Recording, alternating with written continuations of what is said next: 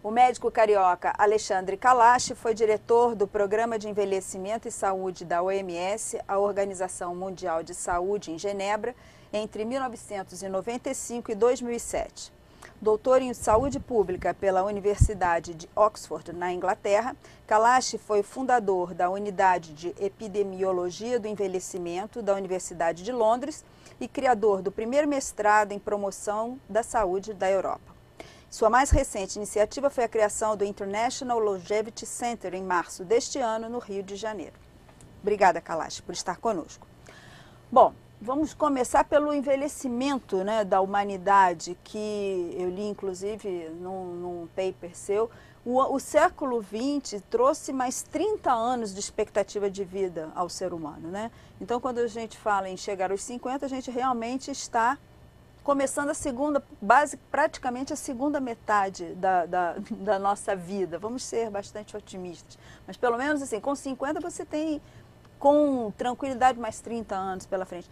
Qual é o impacto disso em termos de como a gente pensa as cidades, a estrutura da vida de toda a população? Isso aí vai ser uma mudança radical do que a gente vai ter que ver daqui para frente? Sem dúvida. Em primeiro lugar, agradecer essa oportunidade de estar aqui com você, Marisa. E realmente a gente está vivendo uma outra era. Eu, quando nasci no Rio de Janeiro, a expectativa de vida minha era de 43 anos. Eu me lembro que o meu avô morreu mais jovem do que eu sou hoje. Morreu um velhinho. As coisas estão mudando e a gente tem que acompanhar. A grande dádiva que o século XX nos deu foram esses 30 anos mais de vida. Mas também pode ser um grande desafio para o século XXI. E a nossa atitude, isso é que tem que começar, a nossa atitude, quando a gente vai chegando, para as mulheres é fenomenal, porque vocês têm um lembrete biológico, vocês têm menopausa. Então vocês sabem, por aquele relógio biológico, que aquela idade adulta jovem está terminando. Então, cai na real, tocou o sinetinho. Cai na real. Para o homem, não. O homem vai até que cai na real quando de repente você entra no metrô e te dá um lugar para sentar. Que aconteceu comigo semana passada.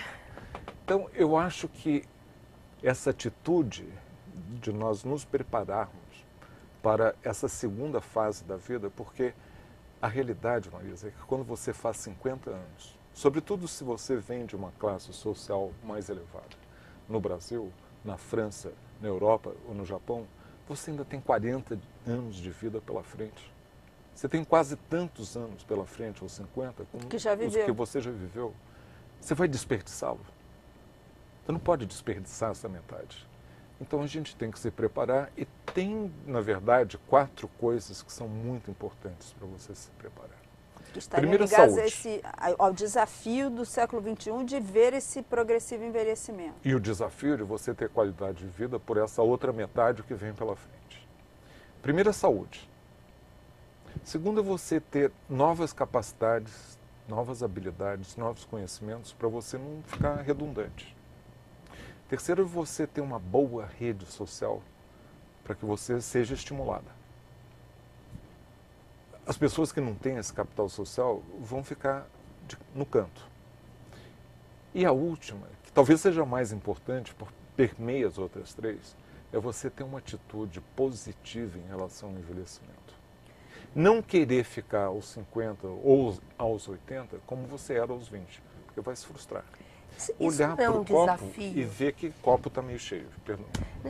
Esse ponto que você falou eu acho que é muito relevante, porque a gente ganhou, isso é uma notícia boa, a gente ganhou mais 40 anos de vida, mais 30 anos, enfim, você tem um ciclo maior de vida e isso é tão bom. E, na verdade, o envelhecimento é visto como uma coisa ruim. Quer dizer, envelhecer é bom, né? Claro, basta ver a única opção é morrer cedo. Exatamente, O que você envelhecer faz parte do processo como qualquer trajetória, né? Eu estava até, destaquei aqui um dado, em 2050, 22% dos habitantes do planeta terão mais de 60 anos, né? Nós chegaremos a um patamar em que teremos mais pessoas com mais de 60 do que crianças com menos de 5 anos. Então, vamos lá, são 4 eixos. Acho que nós poderíamos, não é, Mara, falar de cada um desses. A primeira questão, porque nós estamos falando de pessoas, você acabou mesmo de dizer, né? são pessoas que com 50 que têm mais 30, 40 anos pela frente. São pessoas, principalmente se estiverem no topo da pirâmide, que têm dinheiro para consumir, que têm bens, que são demandantes. Então, isso é capaz, inclusive, de nortear mudanças mais facilmente do que se fosse um segmento sem o mesmo poder de barganha. Começando pela saúde, qual é, assim, o que você diria, assim, o que é fundamental? Porque as pessoas ainda acham que elas tendem a se acostumar de que elas podem ter uma qualidade menor de vida, que elas têm que conviver com achaques, com problemas de saúde, quando na verdade elas têm que começar a pensar nisso muito antes para justamente poder ter essa desenvoltura que é esperada delas? Eu sempre falo de uma perspectiva de curso de vida. É um curso, é um rio que passa pela vida.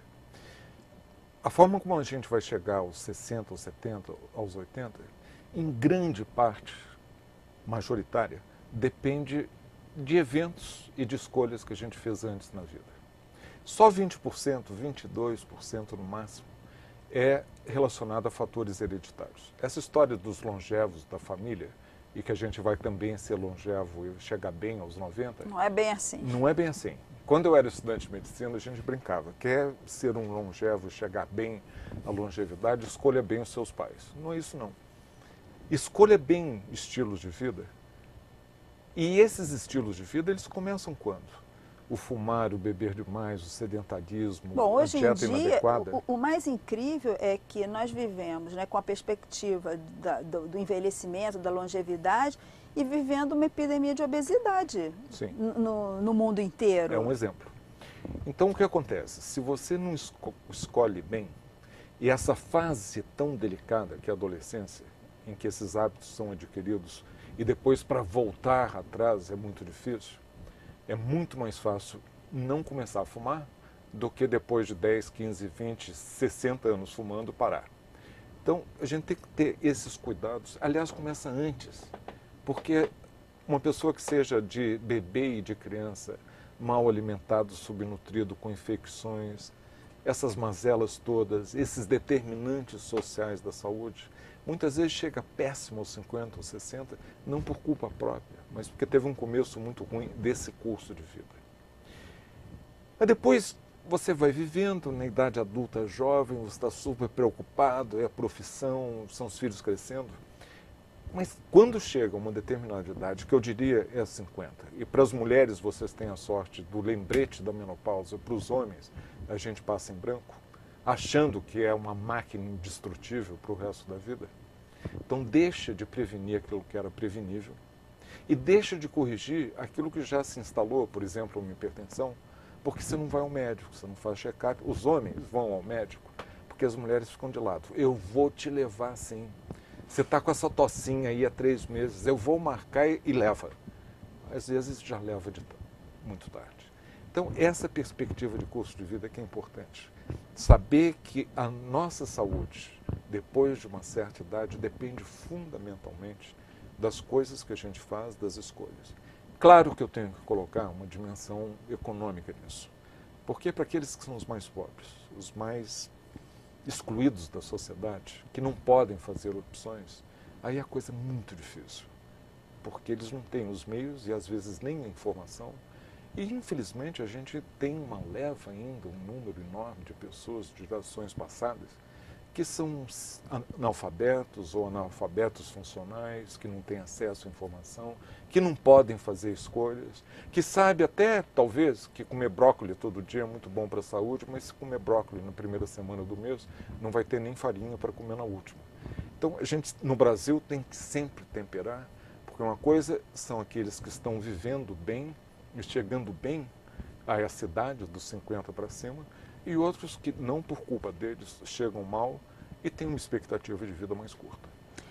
Fala, Marcia. Essa geração de 50, 60 agora pegou uma fase onde você tinha propagandas de cigarro, onde era bonito fumar, enfim, se eu dar uma olhada nas publicidades antigas, de chorar, né? que ele faz? Tinha o glamour hollywoodiano, né, do cigarro, inclusive. Não, é só assistir a uma série como essa, Mad Men, sobre os publicitários do início da década de 1960, fumando e Casa bebendo. Blanca. Era uma coisa, eu não entendo como é que eles operavam no dia a dia, porque estavam sempre turbinados. O que eles fazem agora? E aí chega agora aos 50, É o aos 60, clique, né, que Quer Kalash falou. tem todo esse curso, essa primeira fase, essa primeira metade da vida, Cara, fez tem tudo uma errado. mensagem muito importante em relação a isso. Quanto mais cedo você começar com hábitos e estilos de vida, quanto mais cedo melhor. Mas nunca é tarde demais para você corrigir aquilo que você já vinha fazendo errado. Essa história de que eu fumei a vida inteira, agora com 60 já é tarde, não. Se você parar de fumar, sua capacidade ventilatória vai melhorar, seu risco de doenças cardiovasculares, seu risco de ter um câncer de pulmão, tudo isso baixa. Já não vai ser tão bom quanto aquele que nunca fumou. Mas você não vai ficar atrelado a um cilindro de oxigênio. Você Exato. aumenta a chance, né? Quem nunca fez exercício, para sair, eu não sou disso, nunca fiz, agora tá. Não. Você vai aumentar a sua massa muscular, você vai estimular o oxigênio que vem para o teu cérebro, você vai ter menos tendência a ser deprimido, você vai ter um círculo maior social porque você está andando, você está fazendo atividades que trazem mais amigos, mais exposição social. Os ganhos talvez não sejam tão grandes quanto aquele que fez sempre tudo direitinho. Mas também não é aquele terrorismo que eu não gosto, de que tem que ser todo sarado, tem que ir para academia todo dia malhar, e acabam chatos. Então tem que ser na medida certa. E fazer exercício não é sinônimo de ter que ir todo dia para a academia, né? Você pode buscar outros exercícios. A Organização Mundial da Saúde, o conselho, faça pelo menos meia hora de exercício, pelo menos 5 vezes por semana. Que seja não andar olhando vitrine, né? Andar num passinho mais rápido, né? Atividades domésticas. O terrível é o controle remoto em frente à televisão. Acho que deve ser, é o que deve ser evitado. Que é o grande que está por trás dessa obesidade que a gente está tendo.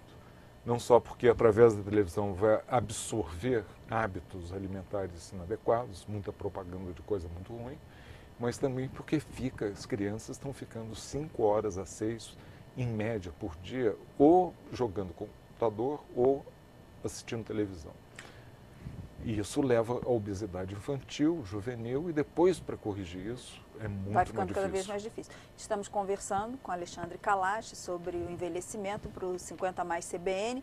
Bom, só para fechar a questão do nosso primeiro pilar, que é a saúde, né? A hora do clique, dos 50 anos, se você foi mais ou menos relapso até então, o que é assim, tipo, agora vou carimbar meu passaporte de que eu estou querendo me preparar para a segunda metade da jornada?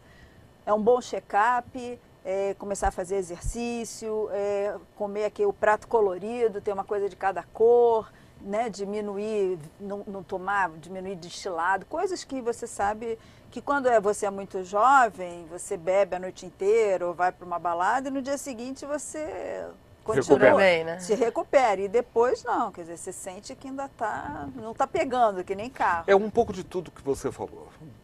Os 50 é um bom convite de você fazer um bom médico, um check-up médico.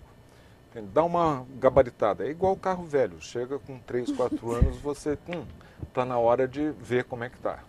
E se tiver que apertar uns parafusos, aperta os parafusos, bota um pouco de óleo na máquina e continua. Daí a 2, 3 anos, também esse exagero desse consumerismo que a gente tem muito no Brasil. Por exemplo, você não precisa fazer uma densitometria óssea, porque já tem 50, 55 anos, é mulher e tem risco de ter uma osteoporose. O risco aumenta e é maior para a mulher porque é uma questão hormonal. Mas o que a indústria paramédica está vendendo é a ideia de que você tem que ir todo ano. Se você não tem um problema diagnosticado aos 53, não tem que ir aos 54, 55, 56. Daí a 3 ou 4 anos você dá outro check-up para ver como é que estão os seus ossos. Tá? Então, é na medida adequada. E à medida em que você vai corrigindo aquilo, não é só a pílula médica, mágica, que o médico vai resolver. Você faz esse check-up e depois você pode fazer até um inventário para ver se os seus hábitos estão adequados. Eu estou fazendo exercício físico na medida adequada? Essa meia hora, 5 vezes por dia, de uma caminhada que estimule o seu sistema cardiovascular. Eu estou fumando? Eu estou bebendo mais do que 2 unidades? Mais do que 5 vezes por semana? Será que algum amigo meu chegou para dar um conselho? Amigo, olha, você está bebendo demais. Esse é um dos sinais. Quando alguém te observa que você está bebendo demais, que é difícil vencer essa barreira, é porque 10 ou 20 ou 30 dos seus amigos já observaram e ficaram quietos. Então, é um sinal de alerta. E depois, o peso. Controlar seu peso é muito importante. Então, isso é fácil. Você mede, pega uma fita métrica e vê se a sua cintura aumentou, e enquanto aumentou, e aí realmente faz um esforço para baixar o peso. Com as 2 coisas importantes, que é a dieta e o exercício físico. E aquilo que você falou, eu acho fantástico. Bote cores no seu prato. Quanto mais diversificado, quanto mais vitamina, é sinal de que as cores estão presentes. E a dieta nossa brasileira, Marisa, é muito branca. O brasileiro gosta de arroz, farofa, farinha, cachaça e muito açúcar. É tudo branco. Então, na hora que você começa a evitar e tirar o branco e substituir por cores, você já está fazendo um grande passo para, a partir dos 50, se for começar aos 10, melhor. Mas a partir dos 50, esse esforço é necessário, porque a sua máquina já não é a mesma no sentido de recuperação. A palavra médico, palavrão,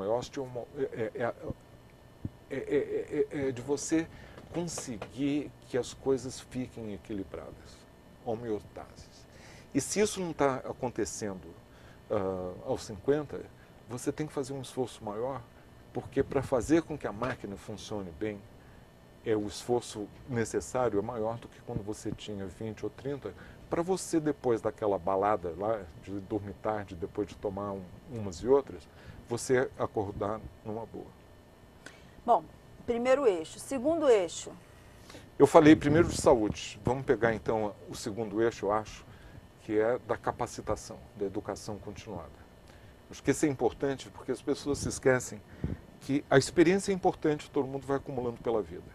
Mas um pedreiro, um carpinteiro, um padeiro, um médico, um engenheiro, uma jornalista, vai precisar aprender novas habilidades para você continuar ligada, para você continuar relevante para a sua sociedade. Se reinventando. Se reinventando. Se reinventando não só internamente, porque você está absorvendo novas ideias, mas também mostrando para a sociedade, olha, eu tenho alguma coisa aqui para dizer. Se não, ainda mais com essa explosão da tecnologia, da informação que vem a toda hora, você dança, não tem jeito. Então é muito importante que a sociedade, que as políticas sociais, as políticas do país invistam nessas oportunidades, porque o próprio Brasil está mostrando nessa fase de crescimento econômico. A falta de mão de obra. Exato. Então você tem... A gente está pagando o preço dos governos anteriores que investiram em educação. Aposentados que estão voltando ao mercado de trabalho, engenheiros, por exemplo, que estão sendo super necessários. A maior participação por mais tempo nos últimos anos, que está entrando e continuando na força de trabalho, são das pessoas que têm qualificações, não é só da experiência, mas que aprenderam ao longo da vida, que precisaram fazer mestrado, cursinho disso e daquilo, e que agora estão sendo reaproveitadas porque o país está precisando, já que há 30, 40 anos os governos lá não se preocuparam em dar a melhor educação possível para o maior número possível de pessoas. Como outros países que estão competindo conosco e que têm uma força de trabalho dos jovens mais qualificada do que nós somos. Então, é um bem precioso. O Brasil precisa dessa gente. E também a viradinha dos 50, já que nós falamos que os 50 é uma boa hora para você dizer, bom, agora eu vou fazer a minha planilha de saúde, né? Planilha de saúde, planilha financeira, vai por aí afora. Também é um bom momento para você pensar numa segunda atividade, uma outra profissão, em alguma outra habilidade. Você pode não querer trabalhar mais 10, 12 horas por dia, mas pode dar aulas, pode fazer um trabalho voluntário. É o reinventar-se, né? É o uma reinventar-se nova carreira, que a Mara né? falou. Eu sou da teoria que num futuro, que eu não sei quando virá, mas eu espero que breve, a gente reinvente, voltando àquela noção de curso de vida. O curso de vida que a gente vive hoje, ele não foi reinventado, ele é o mesmo de sempre da história da humanidade, quando as pessoas tinham uma expectativa de vida de 45 anos. Você aprendia no primeiro terço da vida, você produzia num período mais longo, e você se aposentava, mas era um período curtinho, porque depois quem chegava aos 50 ia ter muito pouco tempo de vida. Por isso que o Bismarck criou a aposentadoria e fixou 65. Muito pouca gente, mesmo na Alemanha, chegava aos 65, porque a expectativa de vida lá era 43. E esses que chegavam aos 65 chegavam mal, aos tapas, com doenças para as quais a medicina não tinha resposta. Então fazia mais sentido economicamente colocá-los em casa com um dinheirinho, porque era um dinheirinho, pensões baixinhas, e eles iam ficar mais 2 ou 3 anos. Hoje, no século XXI, 130 anos depois, nós estamos, face a esse envelhecimento que está aqui para ficar, enfrentando-o com as mesmas armas, soluções do século XIX. Não faz sentido nenhum. Não, com um agravante que esse dinheirinho que era para você viver mal e porcamente por um número muito reduzido de anos, ficou no imaginário coletivo como um bônus a ser alcançado e que depois do qual você não precisa fazer mais nada. Quer dizer, as pessoas, é difícil, né? Porque foi uma conquista muito pequena, mas que se tornou determinante para o comportamento das pessoas. Então, faz parte desse se reinventar e dizer, bom, eu fui produtivo, fiz isso e tal. Tudo bem, mesmo que caia com aposentadoria compulsória, a pessoa tem energia, tem conhecimento, tem experiência e tem capital intelectual para abrir novas frentes. Né? E se achar que não tem que fazer uma planilha interna para poder checar o que eu estou precisando fazer para mudar de atitude e dizer, esse copo está meio cheio. Isso aqui é muito importante. A gente já talvez não tenha o pique que tinha antes, aos 20, de dar uma virada para se preparar para o vestibular, etc. Mas a gente ainda tem muito pique para fazer muita coisa. Então você faz uma planilha para se reinventar. E eu estava falando do curso de vida pelo seguinte, quando no passado a gente tinha o primeiro terço para aprender, um período mais longo para produzir e uns poucos anos para se aposentar, agora com uma perspectiva de curso de vida de 90 anos, a gente tinha que reinventar esse curso de vida. Por que aprender tem que ser só na primeira parte da vida? Vamos inventar uma sociedade em que você possa ter oportunidades de tirar um ano sabático, de você fazer um curso. Não é só para o médico, engenheiro, jornalista, não é só para a elite, entre aspas, mas que todos pudessem ter essa oportunidade. Um dos problemas que o Brasil tem hoje é a queda da natalidade, porque as mulheres não têm incentivo nenhum para ter filho. Pelo contrário, nós precisamos das mulheres na força de trabalho para produzirem, mais do que nunca, porque a gente está vendo que as pessoas com qualificações têm que ser empregadas pelo maior tempo possível, então elas não vão voltar para casa facilmente para ter filho. Mas se você desse esse incentivo, você trabalha um pouco, tira 2 anos, inclusive para os pais, dá mais incentivo para eles participarem da criação dos filhos, isso é um incentivo para ter mais filho. Você vai começando a corrigir os problemas da sociedade, aí você tira um ano sabático.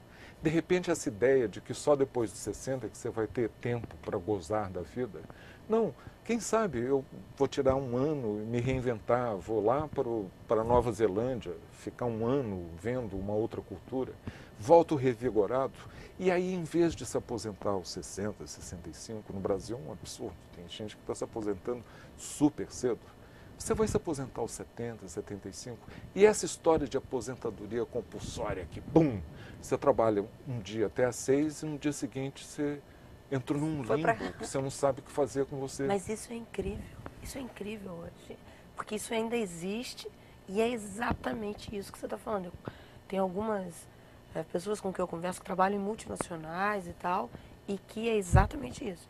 Elas trabalham até o dia tal. No dia seguinte acordam abóboras. E no dia seguinte não tem nada. Quer dizer, e a empresa, eu participei de um seminário de uma pesquisa que a Associação de Recursos Humanos fez, e com grandes empresas, e eles não têm uma nova política de recursos humanos. Não tem, não. Não, é porque está tudo ainda escorado, muito mal escorado, por sinal, no século XX. Outras regras que norteavam tudo. Bom, estamos conversando com Alexandre Kalash sobre envelhecimento no 50 mais CBN. Então vamos ao terceiro eixo. Mas antes de passar para o terceiro, então essa capacitação do segundo é de dar as habilidades, porque se você trabalhava com uma atividade física demandante, que precisava da sua força da juventude, física, né? etc. Então você vai aprender novas atividades, sei lá, você vai participar da gestão em vez de trabalhar na produção, vai aproveitar essa atividade. E diga-se de passagem que a sociedade toda ganha com isso. Por exemplo, uma pesquisa feita na Inglaterra, num supermercado, em que eles começaram a reaproveitar e recontratar antigos funcionários que tinham a ética daquela cadeia de supermercados, tinham uma lealdade. E reempregaram. Conheciam aquela cultura, eram capazes de transmitir uma cultura organizacional. E leais. Então eles reaproveitaram e deram, claro, treinaram para que eles executassem outras funções. Sabe o que aconteceu? Duas coisas imediatas. A produtividade dos mais jovens aumentou, porque eles tinham um exemplo que antes faltava. Eles viam a Dona Maria, que voltou para trabalhar lá dentro, com 67 anos. Cheia de gás. Feliz porque está tendo essa oportunidade, está participando, está com dor de cabeça, está com uma gripe, mas vai, trabalha. Então, a produtividade aumenta, também porque a presença dessas pessoas passa a ser um bom veículo para permear as tensões dentro do ambiente de trabalho. Dá um conselho para o gerente, fala assim, deixa, é um bom menino, é que está tendo dificuldade em casa, quem é que não teve? Tal. Chega para o menino são colchões assim, para amortecer. Deixa lá, o garoto está bem, eu já falei com ele, só não bota muita pressão, alivia essas tensões. E a outra coisa surpreendente é que o absenteísmo dos jovens cai, porque eles olham para esses mais velhos, que já não têm o vigor físico que eles, se jovens, o coroa tinham. está lá, eu tenho que estar também. Não faltam, né? Não faltam. Então você vê, todo mundo ganha. Então reinventar o curso de vida e dar oportunidades para que a gente adquira novos conhecimentos permanentemente e acabar com essa ideia de aposentadoria compulsória. Talvez você aos 70 não queira trabalhar 48 horas por dia, trabalhar 24. Mas se você trabalha, você paga imposto, para cada 3 idosos que trabalham, você abre uma oportunidade de trabalho para um jovem. Essa ideia de que os idosos estão competindo com os mesmos empregos, ocupam o mercado, e que são culpados pelo desemprego do jovem é errada. Então todo mundo está ganhando numa sociedade que é mais produtiva e, evidentemente, que no final das contas vai ser mais feliz. Você está, inclusive, na área de serviço, você tem N serviços que vão florescer com esse segmento mais velho e que certamente representarão muitas vagas de trabalho. Na Inglaterra, acho que já acabou.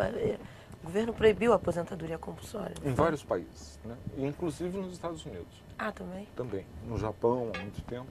Mas ainda não baixou a tendência das pessoas, porque ainda tem essa cultura. Agora, você vê, por exemplo, o preço político que o Sarkozy, não estou falando de político de direita ou de esquerda, estou falando que era absolutamente essencial para a França, onde as pessoas aos 60 ainda vivem mais 30, de você parar de pensar que você está no século XIX com Bismarck.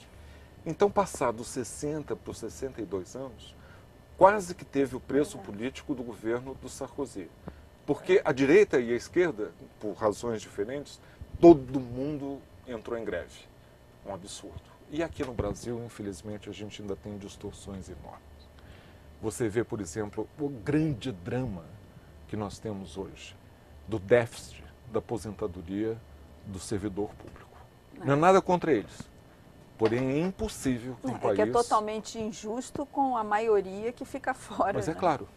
Porque você veja, se você se aposenta aos 46, aos 50, aos 52, porque já teve o tempo de serviço, com seu salário integral, tendo contribuído 25 ou 30 anos, e vai absorver com seu salário integral mais 30, e você tem um bolsão de apenas menos de 1 milhão de trabalhadores, serviço público, para sustentar mais de 1 milhão dos aposentados, você faz as contas e deu o tiro no pé. Essa política para o Brasil é insustentável. Manter essa distorção é insustentável. E o preço político é muito alto, por isso é que a gente está com tanta dificuldade de mexer. Eu ouço a elite do Brasil dizer: nós não temos, somos um país pobre, condições de manter essa pensão não contributiva. E, no entanto, não atacam aquilo que tem um custo muito maior. A pensão não contributiva, ela é dada para cerca de 9 milhões de brasileiros. Obviamente, os menos... Você se refere, por exemplo, ao LOAS? Nas zonas rurais, as pessoas que trabalharam a vida inteira, nunca tiveram carteira assinada, trabalham e que, em na verdade, atividades quer dizer, físicas. recebem muito pouco, né? O LOAS, que é para idosos, com domicílio, ele tem direito a 1/4, né, de um salário mínimo, alguma coisa assim. A pensão não contributiva vamos arredondar, um salário mínimo. Tá? Então, você paga um salário mínimo para 9 milhões de pessoas, primeiro você tem um impacto na qualidade de vida dessas pessoas enorme. Pega uma mulher que sempre trabalhou, criando os filhos, ajudando na roça, que se lixou, e de repente você, no final da vida dela, dá para ela um dinheiro que ela nunca recebeu na vida. E ela vai ter autonomia de decidir o que fazer com esse dinheiro. E o que você faz com esse dinheiro se você for uma mulher pobre lá do Piauí?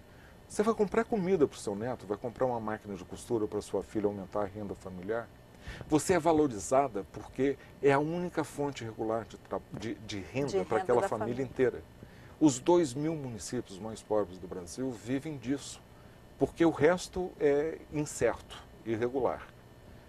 E a elite brasileira diz: não, você dá essas coisas, é um desincentivo para as pessoas continuarem trabalhando. Mas não pensam que é um imenso desincentivo você dar um salário integral para uma pessoa aos 50 anos por mais 40, que poderia estar trabalhando e ser produtiva, mas que parou porque você tem uma belíssima pensão com a qual você pode fazer uma viagem à Europa todo ano. Essas distorções e desigualdades, que é a nossa marca Brasil, infelizmente, elas se perpetuam e elas vêm de origem lá das ditaduras, do Vargas, militar, porque o que uma ditadura precisa? Lealdade absoluta das Forças Armadas e dos funcionários públicos civis. Blindou. Blindou.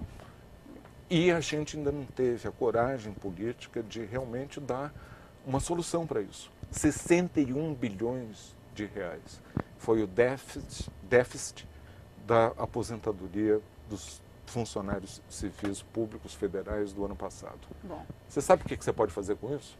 Um trem-bala e meio por ano. Basta, né? Não precisamos nem de tanto trem-bala, né? Não, acho que não precisa nenhum. Bom, conversando com Alexandre Kalash sobre envelhecimento para o 50 Mais CBN, agora vamos ao eixo 3, uma rede social de apoio, que foi isso que... Participar da sociedade.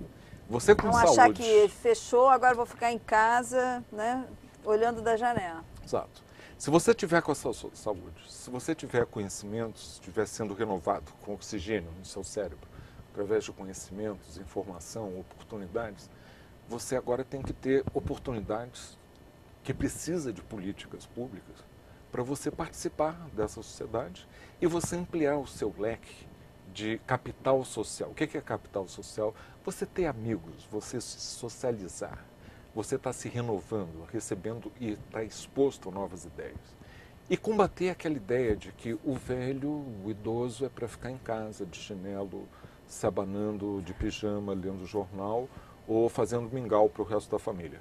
Não dá. Mas ainda há muito paternalismo nessas iniciativas voltadas para, não estou falando mais na faixa de 50, mas para os mais velhos, né? Uma coisa como se fosse do velhinho. Vamos cantar, vamos fazer uma coisa assim. Participar do grupo da melhor idade, que é uma excrescência, né? Vamos falar quando eu em português, ouço claro. no aeroporto os passageiros da melhor idade, não tem nada a ver comigo. Eu não vou. Isso é importante porque, voltando porque àquela... também é uma política olhando no retrovisor, né? Do velhinho que não tem mais capacidade para nada. Eu li uma vez, nessa questão capital social, que inclusive é importante você ter um capital social com diferentes idades. Quer dizer, você ter amigos das mais diversas idades. Sim, claro. Não ir para baile, enfim. Mas é essa coisa que o lembrete, né? A planilha, quando você chega aos 50 anos, é também uma boa hora de você pensar, eu estou investindo no meu capital social? Eu estou fazendo coisas para os outros que depois podem reverter para mim?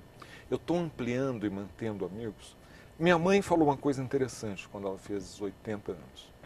Ela disse, sabe, meu filho, eu agora só vou fazer amigo novo que tenha pelo menos 10 anos menos que eu. Porque os meus amigos estão morrendo da minha idade. Isso é uma boa conta. Então, uma forma muito pragmática de você falar assim, opa, está na hora aqui de eu me garantir, porque senão eu vou chegar aos 85 sobrevivente da minha geração, que acontece. É uma coisa triste. E se você renovar, e a oportunidade de trabalho te dá isso, a oportunidade de participar. E outra coisa que a gente não tem no Brasil, e aos 50 anos é uma boa hora de começar, é uma tradição de ser voluntário. De você se oferecer. Você tem experiências, você não tem uma necessidade econômica tão premente quando estava criando filho. Vai dedicar umas horas para fazer alguma coisa legal para os outros. 1000 oportunidades num país que ainda tem tanta dificuldade. E como alimenta ajudar os outros, né? Quando você está dando, você está recebendo. E a hora que as pessoas sacarem isso, elas vão chegar aos 50, sobretudo aqueles lá de cima, do topo da pirâmide, e falam assim, meu Deus, tem tanta coisa boa que eu posso fazer pelos outros. E você vai ter uma velhice muito mais gratificante, com mais capital social, participando mais dessa sociedade e tendo o intercâmbio intergerações, que não é muito fácil de acontecer, não. Você tem que buscar esse contato com as outras gerações. Depende muito de você, não ficar esperando que o jovem vai se abrir em sorrisos para você e te convidar para a balada do sábado à noite, porque também não vai. Com certeza. Essa troca entre gerações, eu acho que é muito rica, até para você, nesse livro que eu li, ele dizia o seguinte, você aprende a ser mais flexível também, né? Porque você vai trocar com uma pessoa mais jovem, enfim. Fazer concessões. Claro, vai fazer aprender concessões, códigos novos, né, que não constavam do repertório. Quarto eixo, encarar as coisas, o copo meio cheio, meio vazio. E o quarto é exatamente essa atitude, né, de você pensar, bom, eu tenho que mudar de atitude, eu tenho que parar de achar que envelhecer é ruim. Eu tenho que parar de achar que aos 70 eu vou estar tão forte quanto eu era aos 25. Você veja, o Nadal, ele já não é o número 1. Ele está jovem, mas já tem um que vem atrás dele, que está mais forte e mais rápido. A fila está andando sempre. Sempre.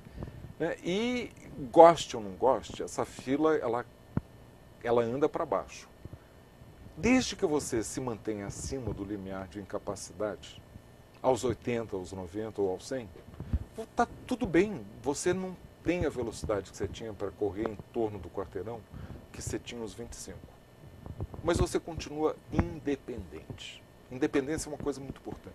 E você tem a experiência, né? Que te mostra, inclusive, os caminhos mais rápidos para você dar a volta no... E você vai ter que também pensar em que qualidade de vida já não é você correr ou competir e dar a volta no quarteirão ou ser o campeão. Mas você continua capaz de cuidar de si próprio. O outro aspecto que é importante nesse binômio é a independência, que é muito importante, mas em outro conceito que é mais sofisticado, que é a autonomia. E a autonomia é você viver de acordo com as suas próprias regras. Por exemplo, você é independente, você determina que para você ser feliz, você deve ir para a praia, fazer uma temporada de praia 2, 3 semanas por ano. E você tem os meios para isso. Até que de repente você tem um problema qualquer de saúde e que você já não pode ir sem ajuda. Você precisa de uma cadeira de roda. Mas se você tiver alguém que te leve, você perdeu a independência porque alguém está te empurrando, mas você continua indo porque você tem autonomia. Você continua fazendo aquilo que você quer, embora agora dependente de alguém. Esse binômio, esse complexo de independência e autonomia é que vai dar muito a caracterização de ter qualidade de vida. Se você consegue continuar independente, com autonomia, maravilha. Se você perdeu, né, e lute para manter a independência, que depende daquilo tudo que a gente discutiu antes. Que é uma discussão que é para garantir isso, e você também ter um lastro financeiro para não ficar no final da sua vida sendo obrigada a abrir mão dessa autonomia, ter que morar com os filhos, quer dizer, ser mandado por eles.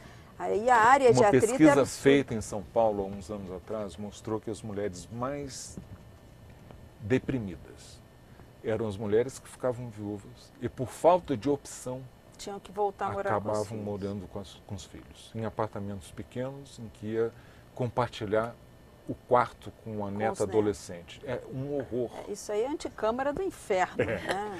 Eu me lembro de uma senhora nessa pesquisa que disse, sabe, eu não tenho direito nem de dar opinião que canal de televisão que a gente vai assistir. Eu não posso convidar as minhas amigas para tomar um chá, porque elas ficam sendo ridicularizadas pelas minhas netas. É um horror. Então você manter... É uma crueldade, as pessoas não se dão conta porque acham que o idoso, aí no caso, está protegido pelo ambiente familiar, que pode estar com as mesmas questões de bullying, porque isso é bullying.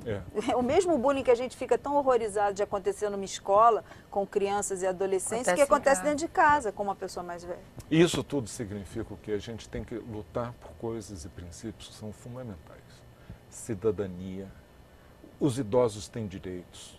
Os idosos cada vez mais vão lutar por esses direitos.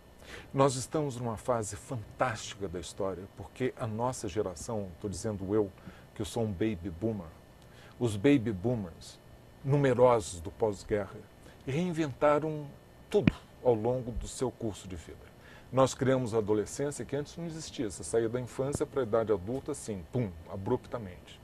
Nós, por uma questão de termos vivido, estou falando sobretudo em termos dos países da Europa, América do Norte, vivemos em paz, afluentes, tivemos tempos de inventar essa construção social que é a adolescência.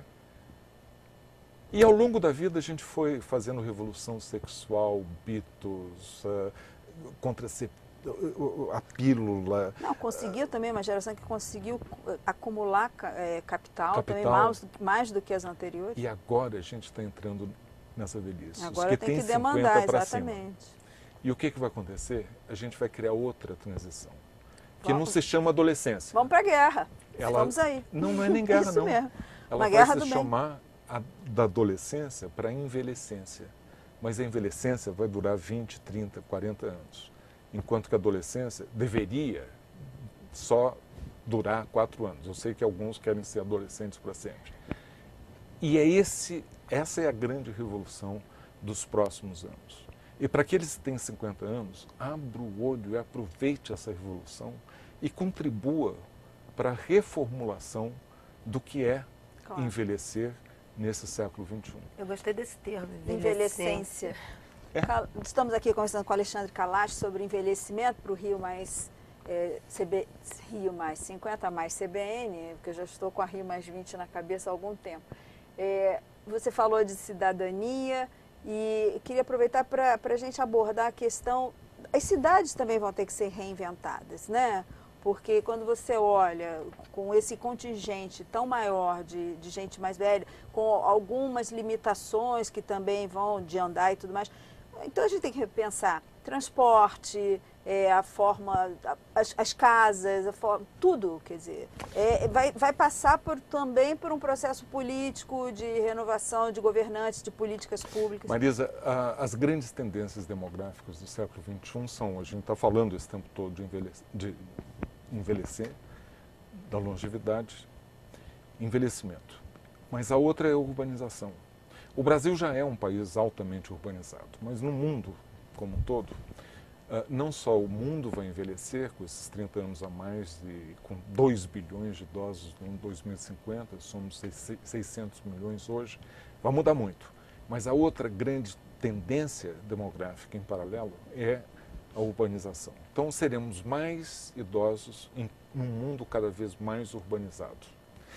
É a sorte de quem tem hoje 20, 30, 40 anos de viver nesse tempo sem precedentes historicamente, de um mundo completamente diferente do que ele era até agora, ao longo de toda a história da humanidade.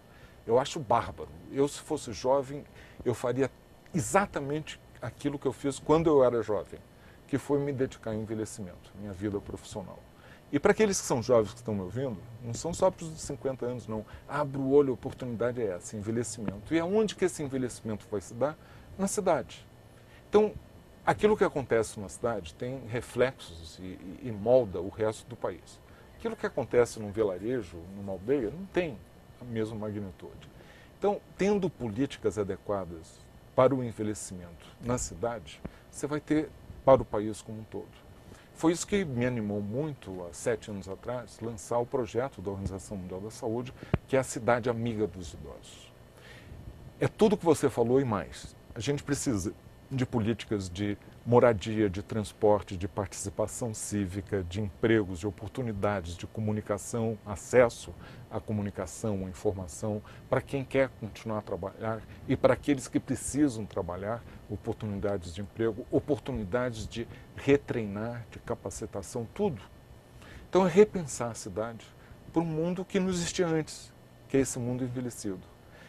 E eu fico assim muito animado porque a gente começou com 35 cidades e o Guia da Cidade Amiga do Idoso foi lançado em 2007.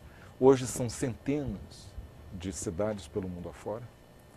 E a gente agora já está num processo até de pensar um passo a mais.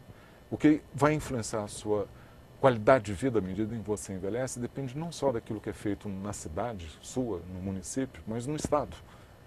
Então vamos criar agora políticas em nível estadual. Por exemplo, a gente está aqui em São Paulo, o metrô depende do estado. Então uma boa política de transporte público depende não só do que você faz no município de São Paulo, mas do estado, porque ele que é o dono e opera o metrô. E não adianta nada, você tem políticas muito boas aqui, atravessar a rua, está no outro município, que é a realidade das zonas metropolitanas grandes, e está tudo horrível. Você tem calçada toda muito bonitinha até a esquina, e depois daquela esquina em diante está tudo esburacado. Então você precisa reinventar a sociedade. E eu acho que uma das formas é através desse enfoque amigo do idoso.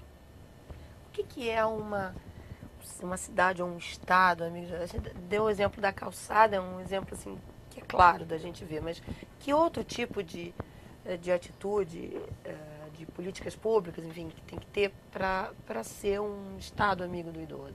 Você tem que pensar primeiro nas oportunidades do ambiente físico. O que esse ambiente físico está favorecendo ou agindo como barreira.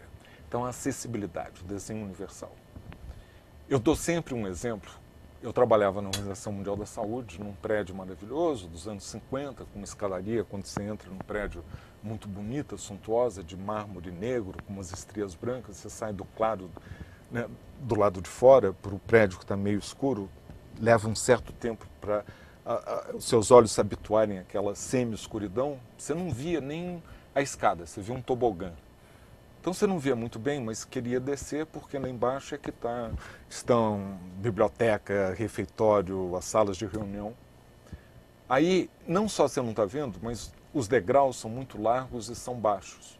Nossa, então seu pé também descer. Não está acostumado com aquilo, é péssimo. Mas pelo menos te dão duas opções. Você pode cair para o lado esquerdo contra a vidraça, ou você pode terminar lá embaixo, onde puseram, não estou brincando não, um jardim de cactos.